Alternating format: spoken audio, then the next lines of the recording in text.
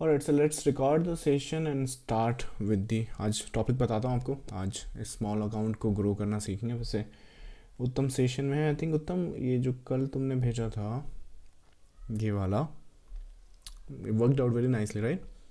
सो इसमें जो पैटर्न था यहाँ पर, दिस ट्रायंगुलर फेस, करंटली ये मार्केट यहाँ ट्रेड कर रहा है, right? Based on the anticipation जो डी की टैगिंग थी। ट्रेड सेटअप्स में हो इसमें एग्जीक्यूशन वाइज मेरे हिसाब से तो उससे भी काफ़ी ऊपर जा चुके हो, राइट? डी की टैगिंग एक्सपेक्ट कर रहे थे, उसके ऊपर आ गए। Well and good, right?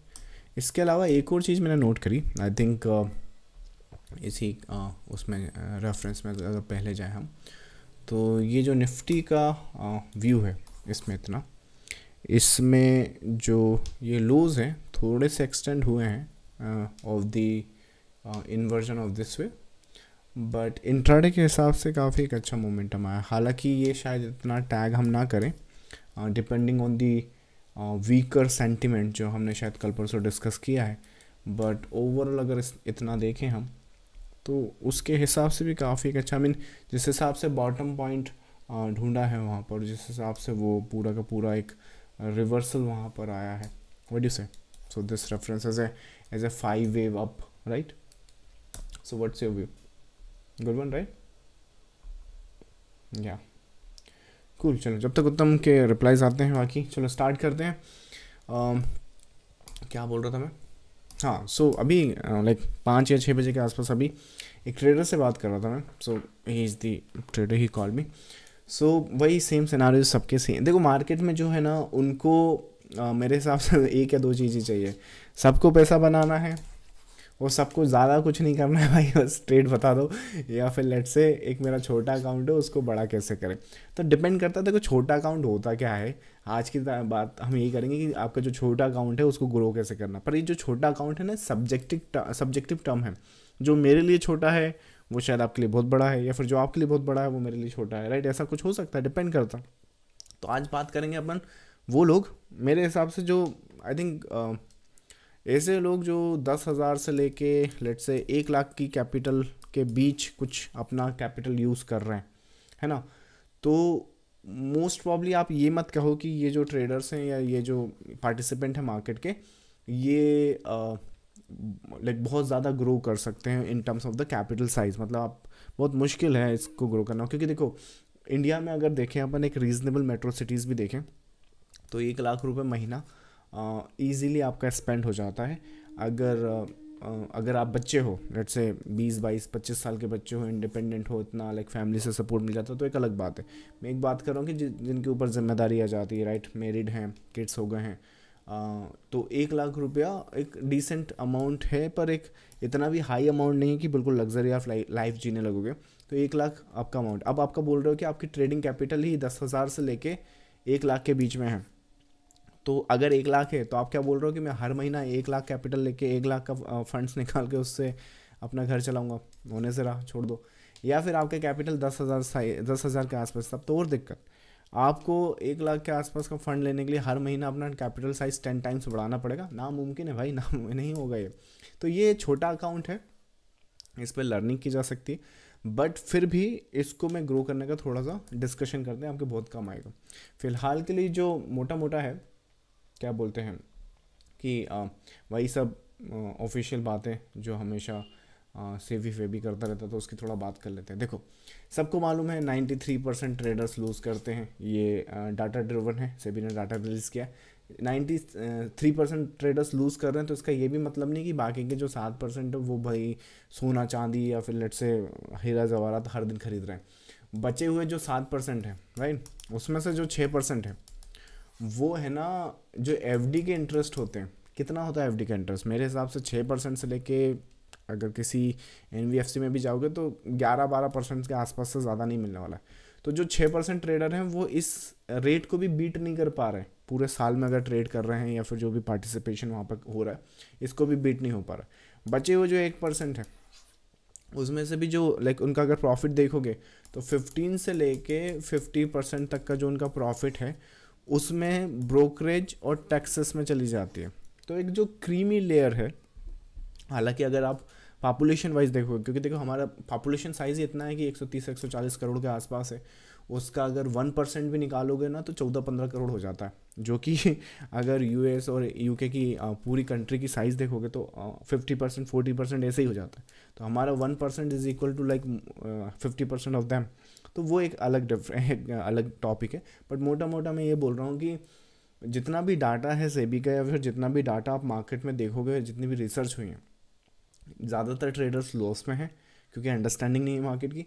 And second, जो प्रॉफिट कर रहे हैं तो उनके भी प्रॉफिट्स इतने हाई वैल्यू के नहीं है। तो इसको बढ़ाया कैसे जाए, स्पेशली तब जब मैं छोटा ट्रेडर हूँ या फिर मेरी कैपिटल कम है, तो उसको किस हिसाब से यहाँ पर प्लान किया जाए। आप किसी भी रिपोर्ट या किसी भी रिसर्च को देखोगे तो यही ज़्यादातर देखने को मिला है कि अगर कैपिटल साइज़ छोटा है, मतलब कि आप 10,000 से लेके 1 लाख की कैपिटल के बीच कहीं बिलोंग करते हो, तो सबसे पहले तो ओवर ट्रेडिंग करना बंद कर दो। क्योंकि यही डाटा, इसीलिए तो मैंने आपको बताया कि कर भी लोगे, प्रॉफिट बना भी लोगे।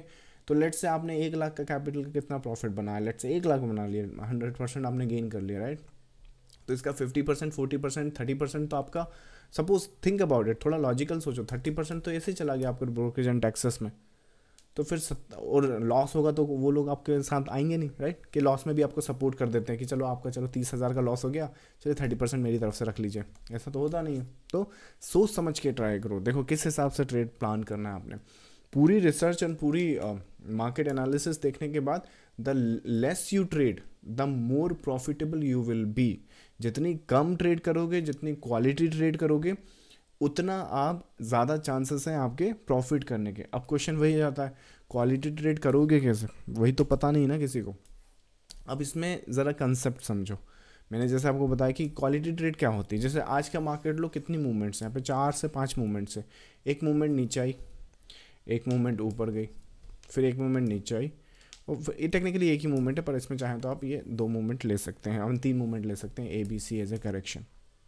अब अगर ये सारी ट्रेड नहीं करना है, इसमें से जो भी आपकी हाई प्रोबेबिलिटी ट्रेड लगे आपको कि यार ये वेव ले लेनी चाहिए, जिसमें से अगर हमारा कैपिटल साइज छोटा है, तो मैं बताता हूँ कि कोशिश करो एक तो थर्ड वेव पर फोकस करने की। अभी थर्ड वेव क्या होता है, और सेकंड एक या तो नेक्स्ट मोटिव पर फोकस करने। अभी नेक्स्ट मोटिव क्या होता है, होल्ड करो मैं बोल रहा हूँ।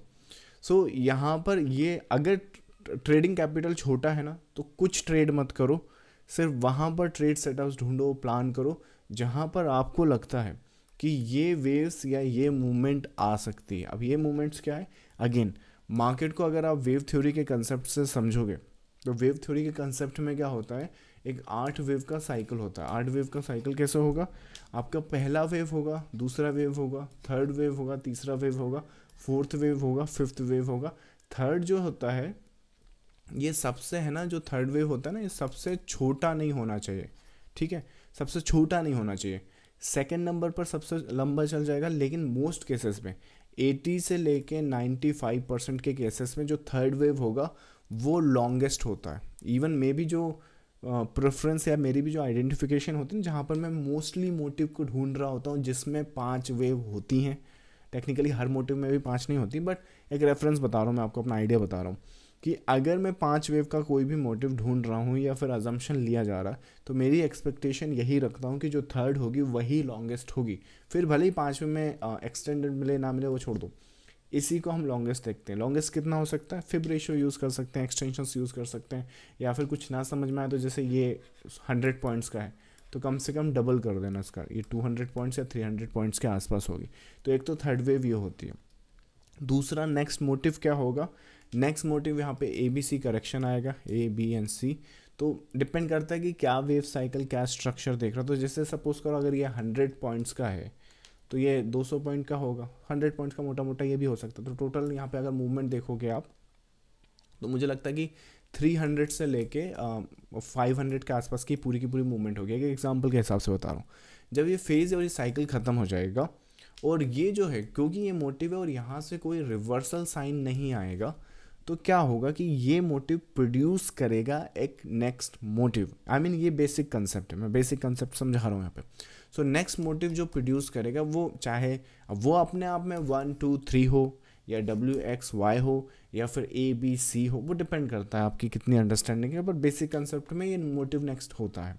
अब डिपेंड करता है कि करेक्शन यहाँ पे कहाँ कंप्लीट हुआ। तो अगर ये 300-500 वेव पॉइंट का है तो ये भी 300-500 पॉइंट का एक एक्सपेक्टेशन यहाँ पे ले सकते हो, जिसमें इस वेव पर फोकस किया जा सकता है और एक इस वेव पर फोकस किया जा सकता है।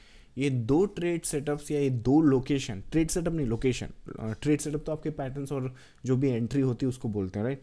जो जहाँ पर ट्रेड लेनी है या ढूंढनी है, ये वो दो लोकेशन की बात कर रहा हूँ कि एक तो यहाँ पेनी नज़र गड़ा कर रखो और एक यहाँ पर अलर्ट रहो। इन दो लोकेशन का फ़ायदा क्या होगा, मोस्ट केसेस में अगर आपकी स्ट्रैटेजी बहुत अच्छी है, आपकी वेव थ्योरी के हिसाब से ही आपकी एंट्री स्टॉप्स एंड टारगेट्स आते हैं, तो आपकी एंट्रीज लगभग यहाँ कहीं पर होती है।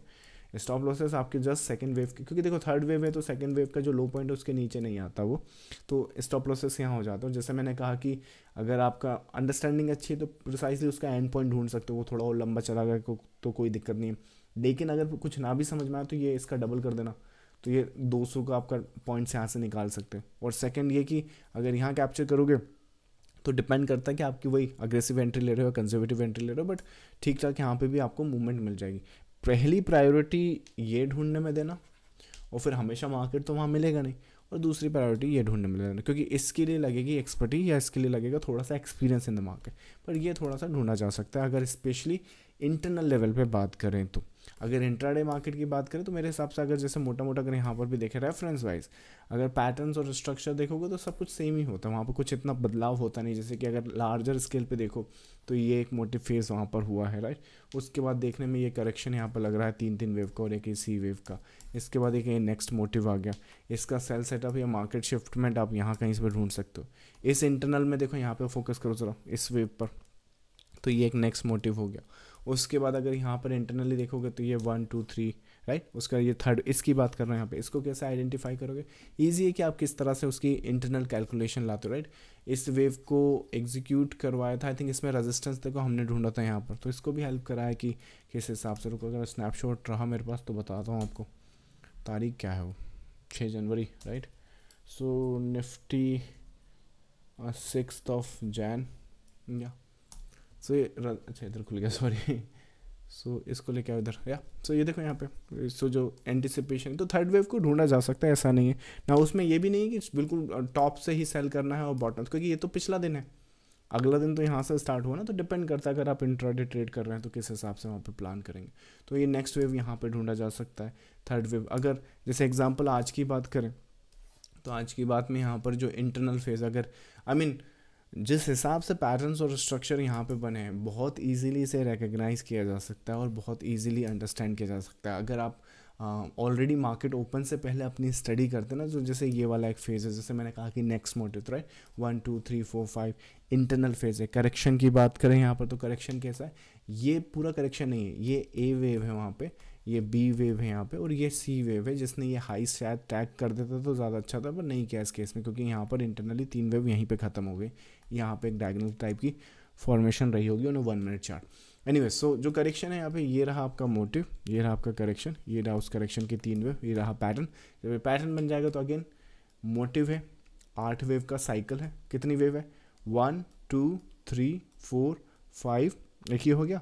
उसके बाद ए बी सी, तो 3 ये हो गए, 5 ये हो गए, कितने वेव हो गई, 8 वेव। कल परसों अगर देखा हो तो आपने शायद ये 5वां वेव जो है इसका सेल सेटअप बताया था कल के सेशन में, राइट। तो वो एक पुराने सिनारियोज वहाँ पे। तो जब ये मोटिव ढूंढोगे तो आप कितना मोटिव ढूंढोगे, एक नेक्स्ट मोटिव ढूंढ सकते हो, नेक्स्ट मोटिव जिस हिसाब से वहाँ पे प्लान करो। जब ये मोटिव यहाँ पर है तो उस मोटिव के बाद क्या हो सकता है, एक रिवर्सल साइन आ सकता है। हालांकि ये जो मोटिव है इसको ढूंढने के लिए अगेन एक लार्जर स्केल का आपको एनालिसिस लगेगा, बट मैं रेफरेंस वाइज आपको यहाँ पे बता रहा हूँ। अगर ये देखो यहाँ पे तो इसमें भी कितना है, 1 2 3 4 5 डे हाई के आसपास वैसे ही रेजिस्टेंस होता है, डे हाई या डे लो के आसपास, राइट। लो के पास सपोर्ट होता है बाय द वे। सो यहाँ पर इस सिनारियोज में उसके बाद क्या हुआ, 5 वेव हुई, फिर उसके बाद ये ए वेव लग गया, ए वेव लग गया तो अगेन फिर क्या कर सकते हो, अगर वेव ट्रेडर हो, प्रो वेव ट्रेडर हो, प्रो चार्ट पैटर्न्स आपको समझ में आते हैं, तो जितना भी 8 वेव का साइकिल बता रहा हूँ ना मैं, इसमें हर एक वेव ट्रेडेबल है। अगर आपको समझ में आता है तो ये पहला वेव ट्रेड करो, अगर आपको समझ में आता है तो सेकंड वेव ट्रेड करो, ट्राई करो, अगर आपको समझ में आता है थर्ड करो, फोर्थ करो, फिफ्थ करो, हर एक वेव। सारी नहीं कर सकते लेकिन, ठीक है, सारी नहीं कर सकते। यानी जो ए वेव है वो यहाँ पे ख़त्म हुआ है, ए वेव। इसके बाद ट्रायंगुलर की फॉर्मेशन है वहाँ पे, A B C D E, ये फॉर्मेशन बना। ये जो करेक्शन है, ये वाला करेक्शन, ये इस मोटिव को बिलोंग करता है, और ये जो नेक्स्ट मोटिव है वो ये रहा, ये सी वेव को बिलोंग करता है। एंड ऑन एन एवरेज ये आपका रेफरेंस होता है सब मोटिव। तो अगेन प्रो वेव ट्रेडर हो तो सब कुछ कर सकते हो, लेकिन अगर वेव स्टार्ट कर रहे हो तो उस केस में क्या है कि सिर्फ ये वाला जो वेव है इस पर फोकस करो, और जो एक मोटिव के बाद चाहे वो किसी भी डायरेक्शन में हो, जैसे अब इस केस में ये जो इस मोटिव के बाद जो नेक्स्ट मोटिव है पैटर्न के बाद वो इधर निकला है, तो इस पे या फिर ये जो थर्ड वेव है यहाँ पर, ये यहाँ पर, तो इस पे फोकस करो। अगेन हर बार वो लंबा नहीं होता, हर बार लॉन्गेस्ट नहीं होता, but most of the cases में जैसे यहाँ पर मैंने दिखाया 1 2 3। तो अगर इस तरह से केस करोगे, इस तरह से सिनारियोस को देखोगे ना, तो जो आपका छोटा कैपिटल है उसे ईजिली बिल्डअप किया जा सकता है। क्योंकि देखो कम ट्रेड करोगे, हर दिन ये बनते नहीं है राइट, लेकिन जब बनते हैं तो वो अच्छे से वहाँ पर उनका एडवांटेज ले सकते हो। हर दिन बन गए तो बहुत अच्छी बात है, आप उसे इतना अच्छे से आइडेंटिफाई कर पा रहे हो, लेकिन हर दिन नहीं होता रेफरेंस वाइज, क्योंकि देखो मार्केट साइडवेज है और इंटरनल चैनलाइज है। तो एक तो आपको यहाँ मिल जाएगा, एक आपको देखो यहाँ पे मिल रहा है राइट, मोस्ट प्रॉब्ली इसमें 3 वेव है, यहाँ पर नहीं मिलेगा क्योंकि इंटरनल पैटर्न वहाँ पर है। सो डिपेंड करता है। सो उस हिसाब से अगर फेज़ या करेक्शन को देखा जाए, उस हिसाब से प्लान किया जाए, तो डेफिनेटली क्या होगा कि इस तरह के ट्रेड सेटअप्स में है ना, सबसे बड़ी बात ये होती है कि रिस्क रिवॉर्ड बहुत अच्छा निकलता है। आई थिंक आज प्रशांत है क्या सेशन में, आई थिंक उन्होंने भी एक ट्रेड सेटअप्स भेजा था मुझको, लाइव मार्केट का ही है, अच्छे से आइडेंटिफाई किया था। सो एक ये भी अगर ट्रेड सेटअप्स देखो यहाँ पे मेरे हिसाब से बैंक निफ्टी का है। सो बैंक निफ्टी का ये जो है इसमें भी देखो तो वही फेज़ है, 1 2 3 4 5 लोअर साइड का है राइट। यहाँ पे ABC उन्होंने आइडेंटिफिकेशन किया है। ट्रेड सेटअप्स देखो तो रिस्क ये है, रिवॉर्ड ये है, तो ये उस हिसाब से आ गया। तो उसमें क्या होता है कि आई थिंक ये पॉसिबिलिटी देखो, यहाँ पे जब ज़्यादातर ट्रेडर्स क्या होते हैं, ओ नीचे गिरा अब क्या करूँ, कुछ मत करो, प्लान करो ट्रेड सेटअप्स को। तो जब ये करेक्शन होता है ना, तो करेक्शन के बाद क्या फेज़ देखोगे, नेक्स्ट मोटिव ही तो देखोगे ना, और जब नेक्स्ट मोटिव देखोगे तो उसी हिसाब से वहाँ पे प्लान्स या ट्रेड सेटअप्स देखे जाएंगे। तो होगा क्या कि जैसे नेक्स्ट मोटिव के लिए रहा तो ट्रेड सेटअप्स में रिस्क रिवॉर्ड वैसे ढूंढ लिए। अगर थर्ड वेव ढूंढोगे तो मोस्ट एग्जांपल अगर हम यहाँ से देखें तो जो एंट्रीज होती हैं, स्टॉप लॉसेस होते हैं, और पोटेंशियल टारगेट्स, जैसे कि यहाँ पर अगर ये कितने पॉइंट्स का है, मेरे हिसाब से शायद रेफरेंस वाइज देखें तो यहाँ पे ये 100 पॉइंट्स का है राइट, 195 के आसपास है, तो उसका 95 का डबल कर दो, 180 के आसपास इसको होना चाहिए राइट, 180 190 के आसपास है, ट्रिपल भी हो सकता है, दैट डिपेंड्स। तो रिस्क रिवॉर्ड बहुत अच्छा बढ़ जाता है। तो जाएगा कितना, लेट्स से अगर आपका 1 लाख का अकाउंट है, 2% पर ट्रेड का रिस्क लेते हैं, 2000 रुपये का रिस्क है, तो मोस्ट प्रॉब्ली अगर इस तरह के ट्रेड सेटअप्स देखोगे तो 1:5 1:6 ये थर्ड वेव में। और अगर ये नेक्स्ट मोटिव का ट्रेड सेटअप्स देखोगे तो वहाँ क्या थोड़ा सा स्टॉप लॉस ज़्यादा आता है कभी कभार अग्रेसिवली, लेकिन कंजर्वेटिव लोगे तो वहाँ पे भी कम से कम बहुत अच्छी एक रिस्क रिवॉर्ड देख सकते हो, जिसमें 1:2 या 3 तो मिनिमम और 5 तक के सिनारियोज हो जाते हैं। और जैसे जैसे धीरे धीरे आपकी नॉलेज बढ़ती जाएगी ना, मतलब ये तो मैंने अभी आपको रेंज बताई है इंटरनली वेव का, लेकिन कुछ एनालिसिस, कुछ अंडरस्टैंडिंग ऐसी होती है कि किस तरह से वहाँ पर पैटर्न्स बनेंगे, उसमें एक्सटेंशंस कब आते हैं, और जब एक्सटेंशंस आएंगे तो वेव्स में क्या होता है, इजीली आप 1:20 तक के रिस्क रिवॉर्ड देख सकते हो। ये आगे के सेशंस में कुछ मैं बताऊंगा मैं किस तरह से प्लान करना, बट दैट्स द रेफरेंस। सो छोटे अकाउंट को ग्रो करना है, सबसे बड़ी बात स्काल्प करना बंद कर दो, ब्रोकरेज एंड टैक्सेस बचेगा, आपकी कैपिटल भी बचेगी। सेकंड, क्वालिटी ट्रेड करो, क्वांटिटी नहीं करना है, मतलब क्वांटिटी ट्रेड्स नहीं करनी है, क्वालिटी ट्रेड्स ढूंढना है, चाहे वो स्विंग्स की हो, यहाँ मैंने इंट्राडे के मोस्टली एग्जांपल नहीं है, बट आप स्विंग्स पोजिशनल जिसमें भी कर रहे हैं फंडामेंटल सेम रहेंगे, मतलब कि रूल्स सेम रहेंगे। क्वालिटी ट्रेड्स ढूंढनी है, कम से कम ट्रेड करनी, और जब ट्रेड आप करोगे तो अगेन पैटर्न्स एंड स्ट्रक्चर के बेसिस पे प्री डिफाइन होगा। मतलब कि सपोज करो अगर आप यहाँ सेल कर रहे हो तो सेल करने से पहले ही आपको पता होगा कि ये जो नेक्स्ट वेव है ये कहाँ ख़त्म होनी चाहिए और मैं कहाँ निकलूँगा, मतलब मैं इस करेक्शन में एग्जिट मार दूंगा या फिर नहीं, मुझे तो ये पूरा का पूरा साइकिल चाहिए, तो ये लोस के लिए मुझे बैठना है, समझ रहे हैं। तो ये प्री डिफाइन होता है वेव्स में, तो मार्केट ही एग्जिट देगा। अब देखो सपोज करो कोई अगर यहाँ का टारगेट रखेगा तो ये यहाँ पे इनसे डरना थोड़ी है, तो मार्केट का रूल है, 8 वेव का साइकिल है तो कर रहा हो, तो अप एंड डाउन वहाँ पे आते ही है। तो क्वालिटी ट्रेड सेटअप्स ढूंढनी है, एंड पोटेंशियल जो टारगेट्स हैं वो बड़े ही रखने पड़ेंगे आपको, छोटे छोटे टारगेट से कुछ नहीं होगा। क्योंकि देखो एक ट्रेड गया, फिर एक ट्रेड गया, एक ट्रेड आया, एक गया, आया गया, यही सब चलता रहेगा। क्वालिटी ट्रेड्स करना, तो ये करोगे ना तो धीरे धीरे अकाउंट साइज भी बड़ा होगा और आपका जो माइंड सेट है, साइकोलॉजी है, वो भी ठीक रहेगी।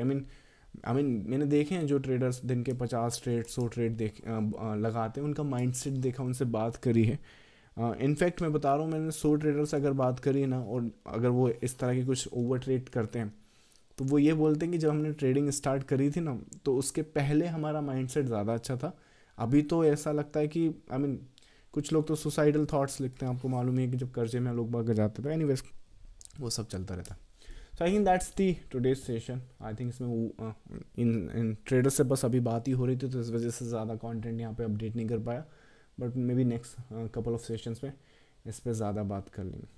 चलिए, आपकी क्यूरीज भेजिए आपके सेशन पे। जब तक आपकी क्यूरीज आ रही है तो मैं बता दूं, जो यूट्यूब पर ये सेशंस को देख रहे हैं, अगर आप लाइव सेशन में आना चाहते हैं तो ये पब्लिक टेलीग्राम चैनल है, आपने ये ज्वाइन करना है और यहाँ पर आकर लाइव सेशन में आ सकते हैं। लाइव सेशन में आने का बेनिफिट क्या है?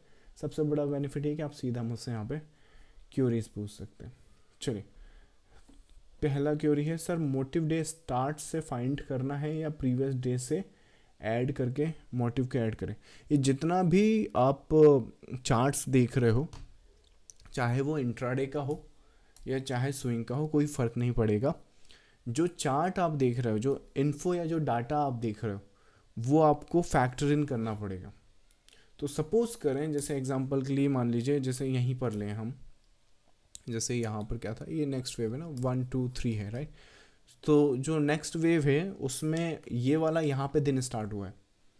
तो आई मीन अगर आप इंटरनल मोटिव की बात करो तो वो जैसे अब थर्ड में भी तो मोटिव ही बनेंगे ना, यहाँ पे ये मोटिव है, करेक्शन है, मोटिव है, करेक्शन है, तो थर्ड में भी बनेगा वो तो वो तो मतलब जो दिख रहा है उसके हिसाब से। अब ये चाहे इसी दिन दिख जाता है या उसके पिछले दिन दिखता, तो आपको ये पूरा का पूरा डाटा ही कंसिडर करना है।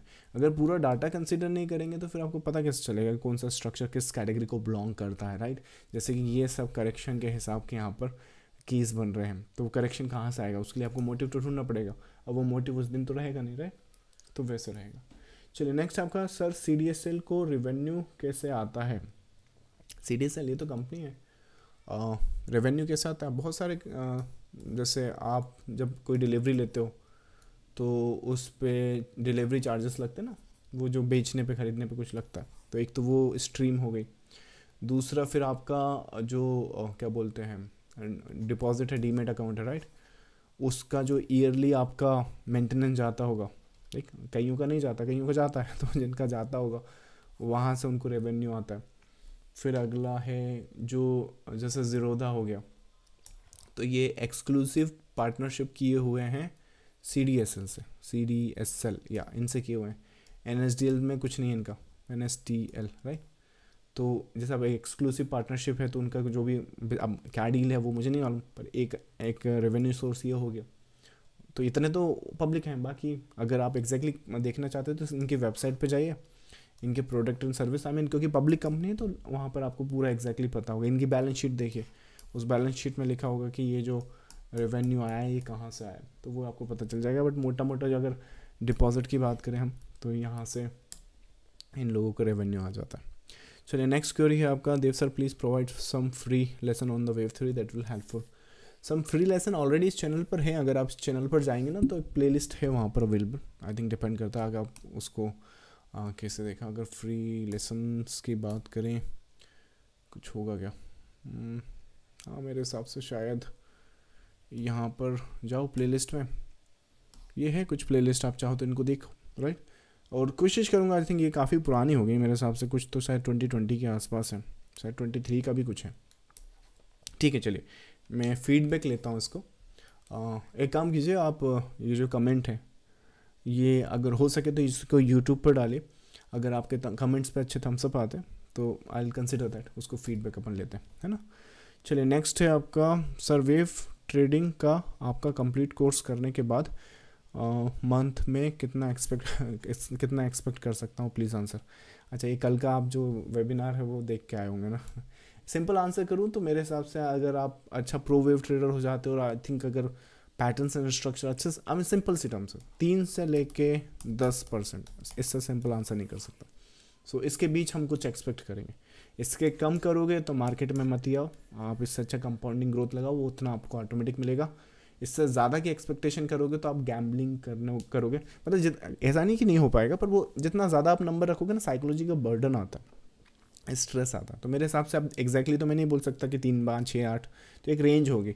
इसके बीच में अगर आप कुछ कर रहे हो तो वेल एंड गुड है, that's what you can expect. चलिए नेक्स्ट है आपका, ये लास्ट क्वेरी करते हैं फिर क्वालिटी डे करते हैं। आपने शुरू से वेव ट्रेडिंग सीखा या पहले कुछ और फाउंडेशन बनाई फिर वेव थ्योरी पर आए? ओके, सो मेरी जर्नी जो है वो 2013 से मैं स्टॉक मार्केट में हूँ, राइट। सो डेफिनेटली जो फर्स्ट डे मैं जब मार्केट में आऊँगा तो थ्योरी तो भूल जाओ, वो प्रोसेस क्या है, बहुत सिंपल सा प्रोसेस है। मेरा ऐसे एक्चुअली इंट्रोडक्शन ऐसे हुआ, एक सेल्समैन था कोटक बैंक में, राइट। सो उन भाई साहब को करने थे अपने डीमेट अकाउंट के टारगेट पूरे। Now I was in Mumbai that time, तो मेरा लाइक मैं शुरू से या मेरी फैमिली शेयर बाज़ार से नहीं है, so I am just the regular guy, introduction by accident. So इन भाई साहब को अपने जो टारगेट्स थे वो पूरे करने थे। सो इन इसके चक्कर में मैं कुछ बैंक में गया था डिपॉजिट वगैरह विड्रॉल करना, I am not exactly sure कि क्या करने गया था। सो बैंक में गया हुआ था, तो ही फाउंड मी कि बकरा मिल गया चलो।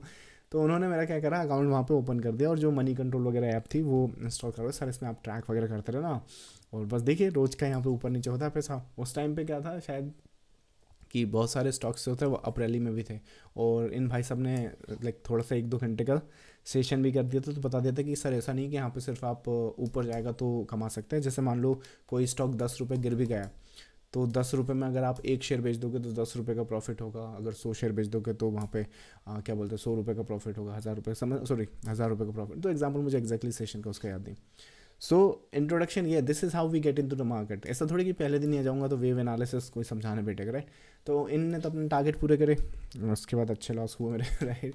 आई थिंक मेरे हिसाब से मेरा जो कंट्रीब्यूशन है मार्केट को गया होगा मेरी पूरी लाइफ में इनिशियल फेज़ में, आई थिंक 3 से 5 लाख के आसपास शुरू में।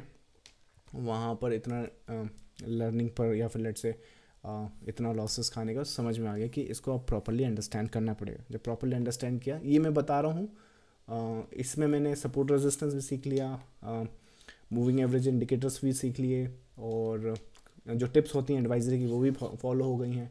उसके अलावा हर वो गलती जो एक ट्रेडर कर सकता है वो सब कुछ यहाँ पे कर चुका हूँ मैं। So and then we found this chart patterns and structure of wave theory. इसमें सबसे बेस्ट जो मुझे लगा वो ये था कि मुझे जो भी करना है, जैसे अभी तक मैं टिप्स फॉलो कर रहा था या फिर लेट्स से न्यूज़ फॉलो कर रहा था या मूविंग एवरेज इंडिकेटर RSI वो सब देख रहा था, उसमें क्या कन्फ्लिक्शन लाइक कॉन्फ्लिक्ट बहुत था और नॉइज़ बहुत था।